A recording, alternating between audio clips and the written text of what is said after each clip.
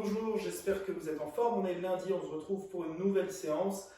En guise d'échauffement, vous avez 2 tours à faire avec 20 fentes. Donc des fentes avant, vous venez faire un grand pas, vous touchez le genou au sol, et vous venez alterner. Si vous avez la place, bien sûr, vous le faites en vous déplaçant.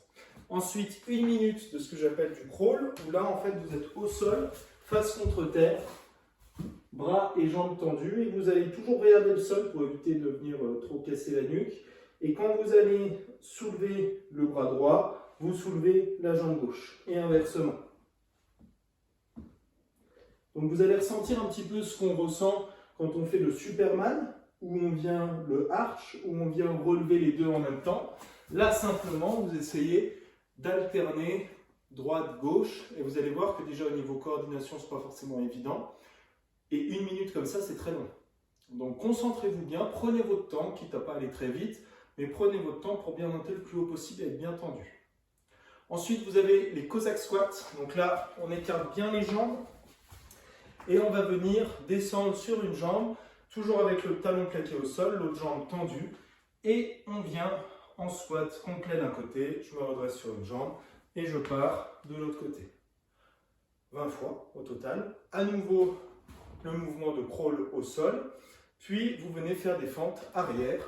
Donc là, plutôt que d'aller vers l'avant, je viens me positionner vers l'arrière en gardant l'essentiel du poids sur la jambe avant et je me redresse. Ok? Ça, c'est pour l'échauffement. Quand c'est fait, vous passez sur la phase renforcement qui dure 10 minutes.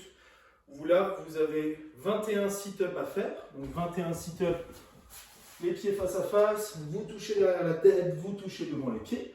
Vous connaissez bien. Donc là, c'est du renforcement. Donc l'idée, ce n'est pas forcément la vitesse. Donc concentrez-vous pour ne pas trop envoyer fort vos bras. D'accord? Pour que ça reste un exo d'abdos. Donc si vous pouvez me le faire en gardant par exemple les mains sur les épaules, c'est très bien. Là, vous vous concentrerez un petit peu plus sur la partie musculaire. Ensuite, vous avez les down-up. Donc, comme les burpees, sauf que vous ne vous mettez pas au sol. Vous restez en planche, vous mettez les pieds derrière et vous envoyez. Et ensuite, les good morning. Là, vous pouvez le faire en gardant les mains contre vous ou en tenant quelque chose derrière la tête. Vous allez venir déverrouiller un tout petit peu les genoux, les pieds largeur de hanche, vous gardez le dos bien droit et vous allez pivoter en poussant les fesses derrière jusqu'à sentir l'étirement sur les jambes. Vous vous redressez et vous pivotez. Là, on est vraiment dans une phase renforcement, sans intensité, sans vitesse, parce que sinon, ça n'a pas grand intérêt de faire cet exercice. Le sprint, il sera plutôt sur la deuxième partie. Enfin, la dernière, le finisher. Donc, le finisher, vous avez à faire le plus vite possible 21 handstand push-up, 21 burpees, 18 handstand push-up, 18 burpees, 15, 15, 12, 12, 9, 9, 6, 6, 3, 3. Donc, ça fait beaucoup de répétitions surtout sur les handstand push-up. Et avec les burpees, vous avez quand même un mouvement de poussée. Donc, je vous rappelle le burpees. Là, vous mettez complètement par terre, vous ramenez les pieds, vous faites l'extension. Donc là, les triceps vont beaucoup travailler parce que l'autre mouvement, donc ce sont les handstand push-up.